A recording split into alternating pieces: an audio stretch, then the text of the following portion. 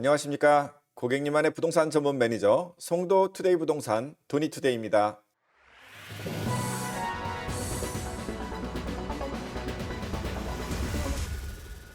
한 주일 동안 평안하셨습니까? 해는 바뀌었어도 부동산 시장 그렇게 좋아지는 것 같지는 않습니다. 전반적인 송도의 시황과 또 시세, 부동산 투자 조언까지 간략하게 말씀드리면서 여러분들과 소통하도록 하겠습니다. 구독, 좋아요, 알림 부탁드리고요. 시작하겠습니다.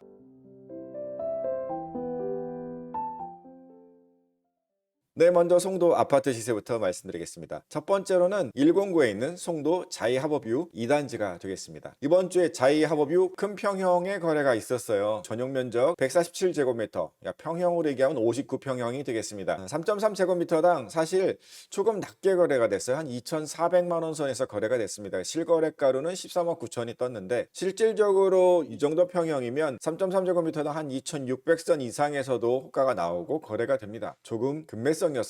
송도 학원가 라인의 시작점이 바로 이 자이하버뷰 2단지가 되다 보니까 학교 학원가 수요도 굉장히 많습니다. 특히 요즘 보니까 그 체드익 관련해 가지고 먼저 이사를 오시거나 그 자리를 잡으시려는 수요들이 꽤 는 것 같습니다. 전세 가격은 거래가 워낙에 없는 단지라 얼마다 이렇게 말씀드리기 조금 어렵습니다만 3.3제곱미터당 평균 1,400에서 1,500선이 거래가 되고 있는데 한 이 정도 평형에서는 3.3제곱미터당 한 1,600만 원 선에서 거래가 된다 보실 수 있겠습니다. 그래서 9억에서 9억 5천 정도면 합리적인 가격이 아닐까 그렇게 생각해 봅니다. 월세는 이 전세 가격을 좀 전환을 해서 계산을 해본다면 보증금이 한 5천에서 1억 정도를 제일 많이 보니까 350에서 한 400만 원 정도 이렇게 보시면 될 텐데 월세 물량이 거의 없더라고요.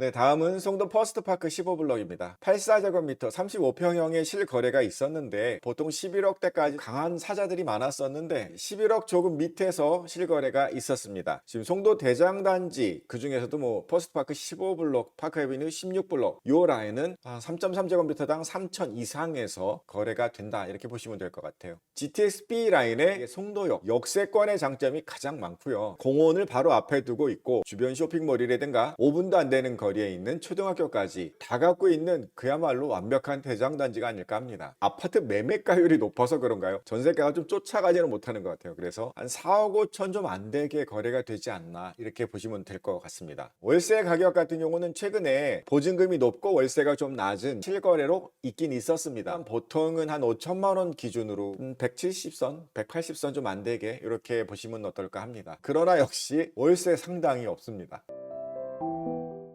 다음은 글로벌파크 베리디움입니다. 호반 2차라고 불리죠. 509의 대장단지 되겠습니다. 그 중에서 전용 면적 63제곱미터 26평형의 시세를 한번 알아보도록 하겠습니다. 구독자께서 이제 댓글로 좀 질문을 해주셨는데 제가 직접 가서 단지를 좀 찍고 소개해드리고 싶은데 매매 거래가 좀 없었네요. 그리고 전월세 거래만 있었는데 대장단지가 3천 이상에서 이쪽도 사실은 거의 한 2,700, 800까지도 오를 수 있는 그런 분위기인데 평형 조금 작은 거라 2,600, 700 정도 잡아서 계산을 해봤습니다. 그랬을 때 6억 7천에서 한 7억 정도 안 되는 그 사이가 적당한 가격이라고 일단은 보고 있습니다. 전세 가격은 실거래로 4억대 좀 안 되게 거래가 되고 있습니다. 사실 뭐 3.3제곱미터당 1,400, 1,500선이니까 이쪽 509에는 작은 평형이 조금 더 인기고 역세권이나 모든 환경이 좋아서 선택을 하는데 그 중에서도 대장단지들은 조금 가격이 세다 이렇게 보시면 될 것 같아요. 월세 가격은 보증금을 한 3천, 5천, 월세는 한 150, 160선에서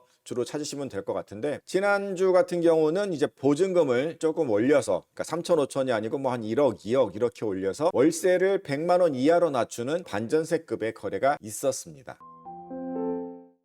네, 다음은 이 편한 세상 전용 면적 70제곱미터 아파트를 소개해 드리겠습니다. 이 편한 세상 같은 경우는 이제 70제곱미터하고 84제곱미터가 있는데 70제곱미터 즉 29평형이 조금 더 많습니다. 세대수가. 매매 가격은 평균 요즘은 6억대 밑으로 거래가 되고 있어요. 그럼 요즘 한참 이제 새롭게 시작하는 신생아 특권 같은 그런 조건에 아주 적당하죠. 젊은 신혼부부들한테 인기가 있는 단지가 되겠죠. 신축 아파트에 들어가고요. 송도 전체에서 비교를 해봤을 때에도 가격대가 아주 괜찮습니다. 5억대 후반까지 거래가 되면서 3.3제곱미터당 2천이 좀 안 되게 이렇게 거래가 되고 되고 있는 이 편한 세상에 이 29평형은 전세 가격 또한 아주 괜찮습니다. 평균적으로 3.3제곱미터당 809의 단지들이 1000에서 1100 정도 보시면 될 것 같은데, 편한 세상 요즘 한 1000 정도면 들어가실 수 있는 단지가 꽤 많이 있습니다. 월세는 보증금이 2, 3천대로 조금 낮은 편이고요. 월세는 한 130만 원 이하로 들어가니까 자기가 운영할 수 있는 금액대에 따라서 선택을 할 수가 있는데, 이번에 신생아 특권 같은 그런 것 노리는 젊은 부부들한테 추천 한번 해드리겠습니다.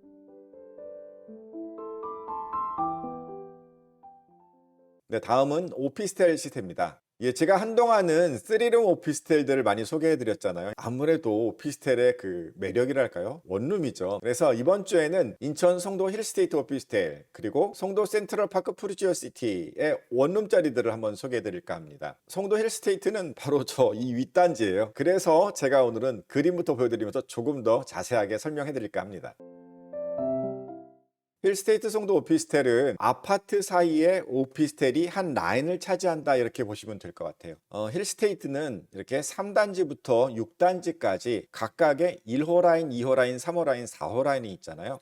그 4호 라인에 오피스텔들이 자리를 하고 있습니다. 보통의 구조가 이렇게 아파트들이 이렇게 18층 또는 19층 그리고 펜트하우스까지 이렇게 있고요. 그 다음에 4호 라인에 3층에서부터 12층까지가 바로 오피스텔 동이 되겠습니다. 3층에서 12층까지인데 총 동수가 8개예요. 그 중에서 40세대씩 있기 때문에 총 320세대가 있다, 이렇게 볼 수가 있습니다. 원룸이 아닌 1.5룸이라는 거죠. 입구로 이렇게 들어오시면 거실이 있고 침실이 따로 있는 구조의 1.5룸의 형태로 집이 구성이 되어 있습니다. 최근에 거래가 2억 2천 정도에 실제로 있었고요. 회사 또는 학교 때문에 이동 수요가 있는 분들의 수요가 요즘 굉장히 늘어가지고 원룸 또는 1.5룸을 찾는 수요가 많았는데, 전세 가격과 별 차이가 없다 보니까 오히려 매매를 생각하셔가지고 최근에 참 없던 매매가 일어났어요. 전세 가격은 또 2억 1천, 2억 뭐 이렇게 해서 그 근처에서 또 이루어집니다. 월세 같은 경우는 아무래도 작은 원룸은 아니고 1.5룸이다 보니까 보증금은 1000만 원에 90에서 100, 이게 또 전입 여부가 있잖아요. 전입이 되면 조금 더 높은 그런 형태로 이루어져 있다,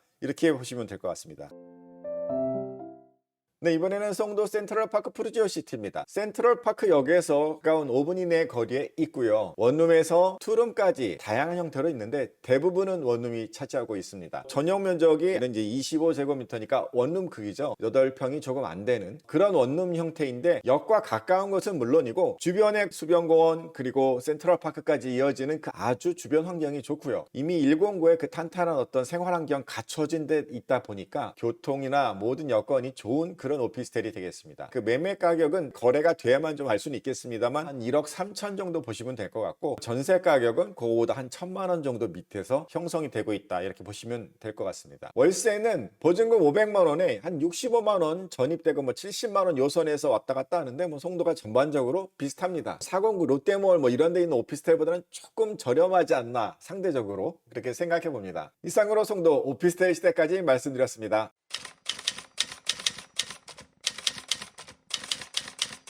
네, 부동산 투자 좀 말씀드리겠습니다. 2024년도에 지금 부동산 시장에 대한 정부의 모습은 딱 두 가지인 것 같아요. 가계 대출을 줄이기를 먼저 집중하고 있고, 그 다음에는 부동산 PF의 옥석 가리기를 하고 있다. 이 두 가지 정도는 기억해야 될 것 같습니다. DSR이라고 그래가지고 왜 1년간 내가 벌어들인 총 수익에서 이자랑 원금 갚는 데 쓰는 돈, 이거를 규제를 하잖아요. 능력에 넘는 많은 돈을 대출받지 못하게 하기 위해서 규제를 하고 있는데, 그동안은 어떤 적용하지 않는 범위였던 전세 대출에도 지금 이제 DSR을 적용하겠다, 뭐 이런 식으로 엄격한 대출 규제 이쪽에 정부가 포커스를 맞추고 있는 것 같아요. 거기다가 또 스트레스 DSR이라고 그래가지고 앞으로 금리가 어떻게 될지 모르니까 미리 추가 금리를 더 붙여놓는, 그러다 보면 결국은 대출은 점점 적게 받게 되고 실수요자들이 많이 어려워질 거는 같습니다. 부동산 PF에 대한 대책도 많이 내고 있는데, 이번에 태형건설 때도 마찬가지였겠습니다만 살릴 수 있는 데만 살리고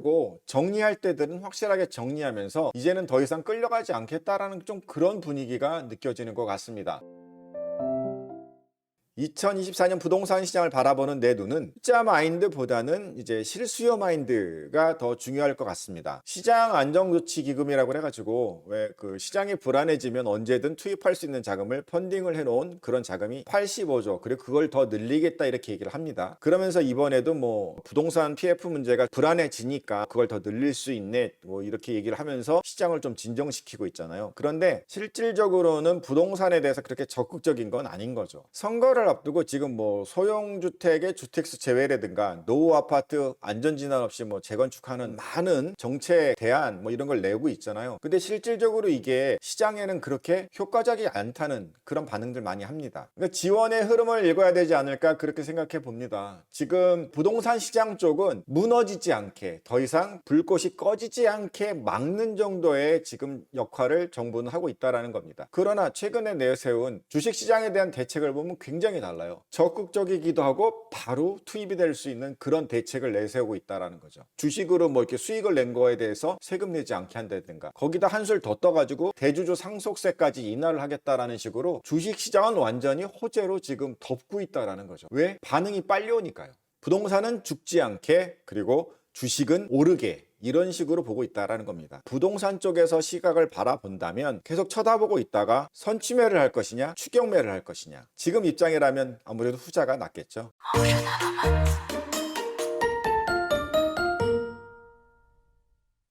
네, 지난 한 주간에도 많은 분들 역시 답 주시고 또 반응 주셔서 감사합니다. 더 열심히 만들어 보도록 하겠습니다. 다음 주에도 더 정확하고 좋은 소식 들고 오겠습니다. 고객님만의 부동산 전문 매니저 송도 투데이 부동산 도니투데이였습니다. 감사합니다.